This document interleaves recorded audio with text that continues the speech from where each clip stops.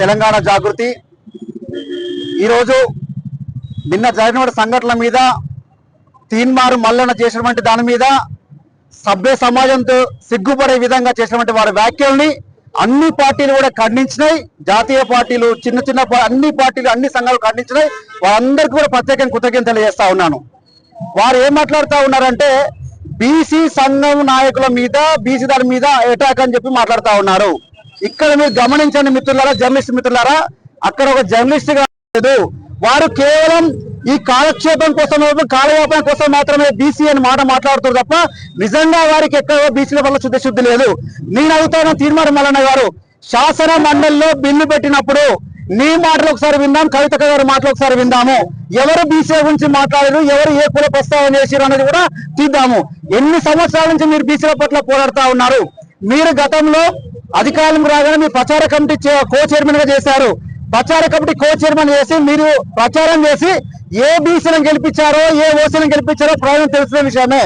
అంటే కేవలం మీ రాజకీయ వాటా కోసమో, లేదా రాజకీయంగా ఎదుగుదల కోసమో, లేకపోతే ఢిల్లీకి పోవాలనుకుంటున్నారు కాబట్టి నేను ఏ గాడిద వస్తా గాడిద ఎక్కిపోతా అనుకొని రాజకీయ పార్టీలు మారినావు, నీ అవసరానికి కోసం ఏం చేసినావు. కానీ ఇప్పుడు కవిత గారు లాంటి ఒక కవిత గారే కాదు, మహిళా నాయకులు కించపరిచే విధంగా ఒక మహిళ తెలియకుండా అని చెప్పి ఈ రోజు వరకు ఏం చూపిస్తా ఉన్నట్టే కీ న్యూస్ లో ఇది శాస్త్రం ఉంది, సామెత ఉంది, తప్పుగా అంటా ఉన్నారు. అంటే కంచం మంచం వాటా అనేదాన్ని, మహిళల మీద మాట్లాడే విధానాన్ని ఖచ్చితంగా అన్ని సంఘాలు కూడా దీన్ని ఖండించాల్సిన అవసరం ఉంది. ఇంకొక విషయం నేను అంటా ఉన్నాను, అదే సామెతలో కుక్క కాటుకు చెప్పుదెబ్బ అనే సామెతగా ఉంటుంది. మరి నువ్వు అది నిజమైతే ఖచ్చితంగా ఇది కరెక్ట్ అవుతుంది. కుక్క కాటుకు చెప్పుదెబ్బ అనే సామెత ఉంది, అది నిరూపించినాం మేము ఇప్పుడు. కాబట్టి మల్లన్న గారికి ఎక్కువ చేసేది అంటే ఒక బీసీగా మీరంటే గౌరవం ఇచ్చినాం, అన్ని చేసినాం, కానీ ఆ గౌరవాన్ని నిలుపుకోలేదు. కేవలం బీసీ అంటే నేనే మాట్లాడాలి, నేనే రాజకీయ పార్టీ పెట్టుకోవాలి, తద్వారా నేనే ఎదగాలని చెప్పి వారు అనుకుంటా ఉన్నారు తప్ప వారికి బీసీలపై చిత్తశుద్ధి లేదు. నిజంగా చిత్తశుద్ధి ఉంటే కాంగ్రెస్ పార్టీ ఎమ్మెల్సీకి రాజీనామా చేసిన ముందుకు రావాల్సిన అవసరం ఉండే. కానీ చేయకుండా సస్పెండ్ చేపించుకోబడి మళ్ళీ బయటకు వచ్చే నాటకాలు చేసి పార్టీ పెట్టుకొని రాజకీయ లబ్ధి పొందుతా బీసీ మొత్తం వెనకాలే ఉండాలని అనుకుంటా మాత్రం పొరపాటు అవుతుంది. ఈ రోజు మా యూపీఏ పక్షాన 20-30 సంవత్సరాల నుంచి కుల సంఘాలు పట్టుకొని నడిపిస్తున్న నాయకులు మా పక్షాన ఉన్నారు. అంటే మేము వాళ్ళ కళ్ళు కనబడట్లేదా, లేకపోతే మమ్మల్ని అవమానపరుస్తుందో వాళ్ళకి అర్థం కావట్లేదు. కానీ ఇంకొకసారి బీసీల పట్ల మాట్లాడే అర్హత మాకే ఉంది. మా నాయకత్వం వహిస్తున్న కవిత గారి మీద మీరు చిల్లర పనులు మాట్లాడుతూ మాత్రం ఖచ్చితంగా తీవ్ర పరిణామం అని చెప్పి హెచ్చరిస్తా ఉన్నాం. ఇంకొక విషయం, బీసీల గురించి ఓసీలు మాట్లాడుతూ ఇంకో నాయకులు మాట్లాడుతున్నారు. ఎస్సీ వర్గీకరణ గురించి ఏ పార్టీలు మాట్లాడలేదు, ఏ నాయకులు మాట్లాడలేదు. బీసీ సంఘాలు సమర్థించడం, పార్టీలు సమర్థించినాయి, అన్ని సమర్థించినాయి. అదే విధంగా నేను ఇంకొక మాట చెప్తా ఉన్నాను, రాహుల్ గాంధీ గారు కానివ్వండి బీసీ గురించి మాట్లాడుతూ ఉన్నారు. మరి వాళ్ళు నిజంగా బీసీనా? కాదు కదా, బీసీ సపోర్ట్ చేస్తా ఉన్నారు కదా. మరి ఇవన్నీ ఆలోచన చేయకుండా, ఇవన్నీ మాట్లాడకుండా మరి రాహుల్ గాంధీ గారు మహిళా బిల్లుకి సపోర్ట్ చేసిరు. ఆయన మహిళనా?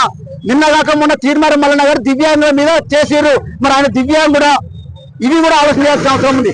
అంతెందుకు తెలంగాణ ఉద్యమంలో స్వామి ఎగ్జిబిషన్ లాంటి వారు, శ్రీభూషణ్ లాంటి వారు తెలంగాణ రాష్ట్రానికి వచ్చి 10 సందర్భంలో సపోర్ట్ చేసిరు. వాళ్ళు తెలంగాణ వారు కాదు కదా.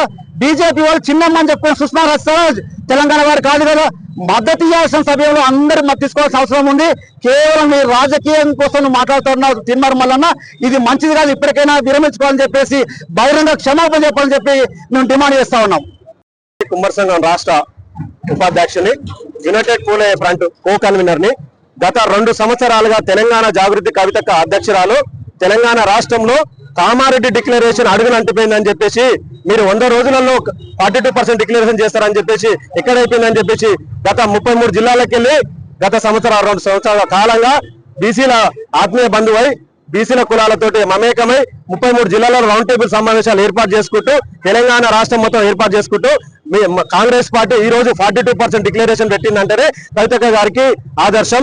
మేము ఒక కుమ్మరి కులంలో పుట్టినాం, కుమ్మరోలము, కమ్మరోలము, చాకలోలము, నాయ బ్రాహ్మణులం. ఈ యొక్క రిజర్వేషన్ వస్తే రాజకీయంగా, ఆర్థికంగా, ఉద్యోగపరంగా మేము బాగుపడతామని చెప్పేసి ఈ యొక్క కవితక్క గారి ఆధ్వర్యంలో మేము పనిచేయడం జరుగుతుంది. కవితక్క గారి ఆధ్వర్యంలో ఈ రోజు 70 కులాలు ఆధ్వర్యంలో ఈ రోజు 42% డిక్లరేషన్ వచ్చింది. ఇదే సందర్భంగా ఈ రోజు తీన్మార్ మల్లన్న అనే వ్యక్తి ఈ రోజు కవితక్క గారు చేసిన పోరాటానికి అడ్డుపడి మీరు ఆమెకే క్రెడిట్ వస్తుంది, మాకు రావట్లేదు అని చెప్పేసి గతంలో తీన్మార్ మల్లన్న చేసిన విషయం మీకు తెలిసిందే. ఆయన ఒక బ్లాక్ మెయిలర్, ఈ ఆఫీస్ లో సెటిల్మెంట్ దందా ఏర్పాటు చేసుకొని బీసీలను బహుజనులు గతంలో మోసం చేసిన విషయం మీకు తెలిసిందే.